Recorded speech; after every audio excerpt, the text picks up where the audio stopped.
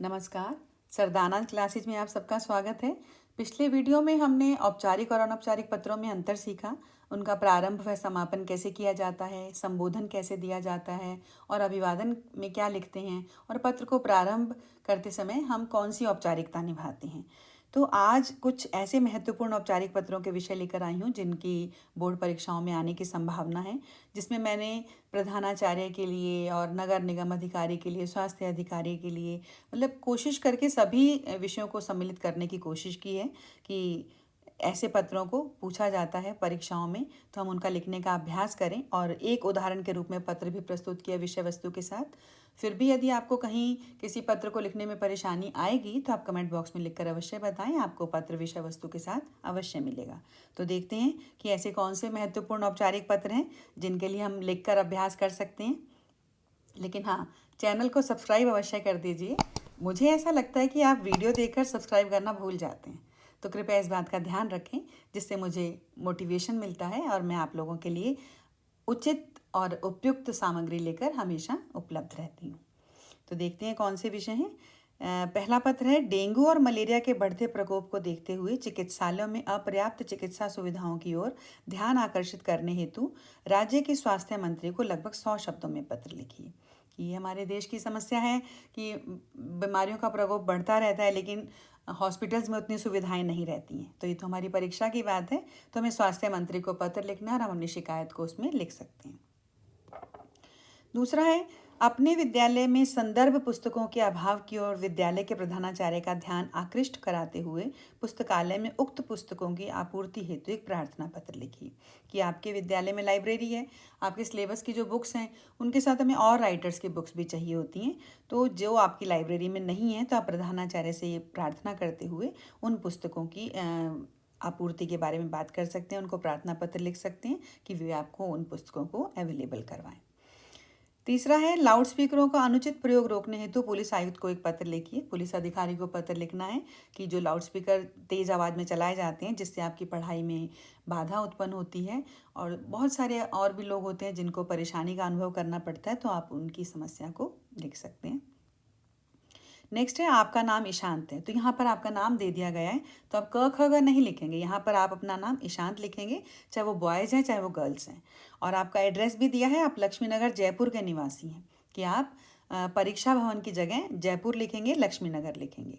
अपने क्षेत्र में अनियमित बिजली की कटौती की समस्या के निवारण हेतु मुख्य अभियंता, अभियंता होते हैं इंजीनियर्स, मुख्य अभियंता विद्युत विभाग जयपुर को एक पत्र लिखिए कि आपके क्षेत्र में बिना कुछ कारण बताए और बिना टाइम बताए कभी बिजली चली जाती है, जिससे हमें पढ़ने में या और काम करने में परेशानी का सामना करना पड़ता है। नेक्स्ट है, अपने क्षेत्र के पुलिस अधिकारी को मोहल्ले में आए दिन होने वाली चोरियों की शिकायत करते हुए पत्र लिखिए कि आपके मोहल्ले में प्रतिदिन चोरियां होती रहती हैं जिसकी सुनवाई नहीं होती है, तो आप अपने वहाँ के पुलिस अधिकारी को पत्र लिख सकते हैं। आप कक्षा नेक्स्ट है, आप कक्षा 10वीं की श्रुति हैं, आपका नाम श्रुति दे दिया गया है, बॉयज़ और गर्ल्स सेम नाम रहेगा, चाहे वो बॉयज़ हैं चाहे वो गर्ल्स हैं, नाम उनका श्रुति रहेगा।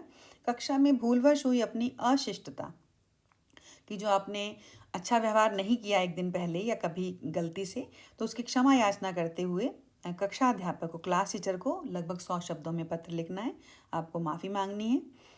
नेक्स्ट है, आपके मोहल्ले की सड़कें बहुत टूटी फूटी व कूड़े आदि की गंदगी से भरी रहती हैं। किसी प्रमुख दैनिक समाचार पत्र के संपादक को एक पत्र लिखकर सड़कों की मरम्मत व सफाई की और नगर निगम के अधिकारियों का ध्यान आकृष्ट कराना है कि आपको ये पत्र समाचार पत्र के संपादक को लिखना है कि आपके मोहल्ले की सड़कें ठीक नहीं है, गंदगी रहती है, तो आप उनसे निवेदन करेंगे कि वो अपने समाचार पत्र में आपकी इस समस्या को प्रकाशित करेंगे ताकि जो संबंधित अधिकारी हैं उनका ध्यान उस पर आकर्षित हो सके। नेक्स्ट है, आसमान छूती महंगाई से सामान्य जनता त्रस्त है।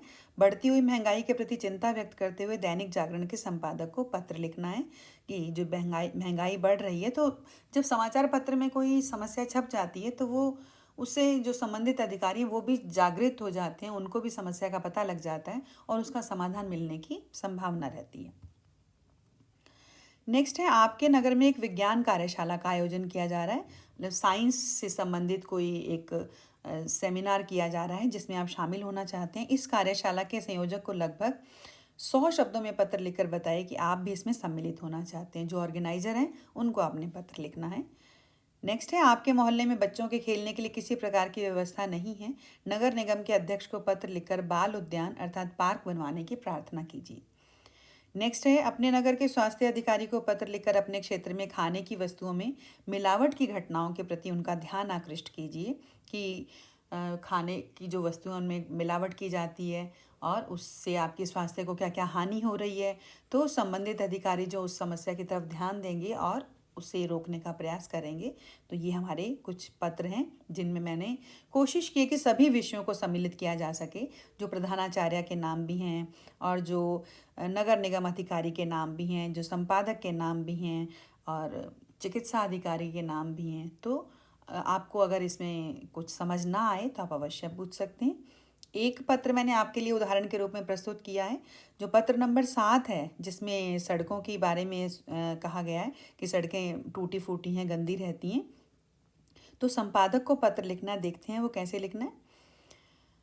तो पत्र के प्रारंभ में वही परीक्षा भवन, क्योंकि हमारा पता एड्रेस यही है। दिनांक लिखते समय हम उस दिन की तारीख लिखते हैं, तो ये दिनांक का हेडिंग नहीं डालना, जो डेट होगी उस दिन की लिखेंगे। सेवा में संपादक महोदय, दैनिक जागरण पत्र, यहाँ पर हम दैनिक समाचार पत्र भी लिख सकते हैं या किसी दैनिक अखबार का नाम लिख सकते हैं। क ख ग शहर, शहर हमने अपना नहीं बताना तो हमने क ख ग लिखा, हम अ ब स भी लिख सकते हैं। हमारा विषय है मोहल्ले की सड़कों की मरम्मत व सफाई के संबंध में पत्र है। महोदय, सविनय निवेदन है कि मैं आपके लोकप्रिय समाचार पत्र का नियमित पाठक हूँ।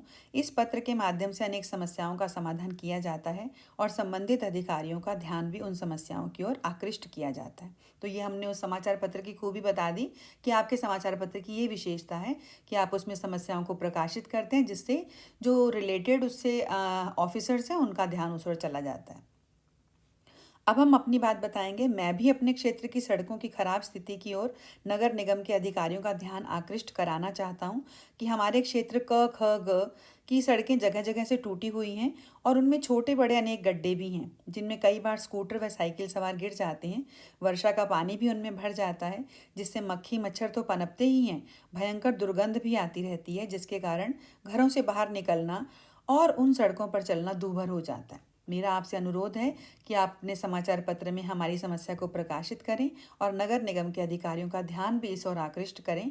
मुझे आशा ही नहीं, पूर्ण विश्वास है कि आप हम पर यह उपकार अवश्य करेंगे या आप हमारी इस बात को अवश्य मानेंगे। हम आपके आभारी रहेंगे, क्योंकि हमें आभार तो प्रकट करना ही है। धन्यवाद। प्रार्थी क ख ग, प्रार्थी कॉमन है, बॉयज़ गर्ल्स दोनों प्रार्थी लिख सकते हैं, इसमें कोई चेंज नहीं करना है। आप विषय वस्तु को और आसान बना सकते हैं, लेकिन हम जिसको लिख रहे हैं पहले उसके बारे में उसकी विशेषता बताएं, फिर अपनी समस्या लिखें, फिर उनसे आग्रह करें कि आप हमारी इस समस्या को उसमें प्रकाशित करें, जिससे जो संबंधित अधिकारी हैं उनका ध्यान आकृष्ट हो और हमारी समस्या का निवारण हो सके। उम्मीद करती हूँ कि आपको ये पत्र समझ आ गया होगा। विषय वस्तु को कैसे लिखना है, कैसे हमें अपने भाव व्यक्त करने हैं, कैसे उसे शब्दों में बांधना है और शब्द सीमा का ध्यान रखना है। लगभग 100 शब्दों का ही एक पत्र लिखा गया है, गिनने की आवश्यकता नहीं है। अंदाजन वो एक पेज और एक दो लाइनें और हो सकती हैं, तो हमारे 100 शब्द काउंट हो जाते हैं। यदि किसी पत्र की विषय वस्तु ना समझ में आए तो आप कमेंट बॉक्स में अवश्य लिखें। अगले वीडियो में कुछ अनौपचारिक पत्र भी उदाहरण के साथ लेकर आऊँगी, क्योंकि कहीं कहीं परीक्षाओं में दोनों में औपचारिक और अनौपचारिक में विकल्प दिया जाता है। CBSE की परीक्षाओं में औपचारिक पत्र ही हैं और कई अन्य परीक्षाओं में औपचारिक और अनौपचारिक दोनों पत्र दिए जाते हैं, जिसमें ऑप्शन रहता है, तो वो सामने रहेंगे।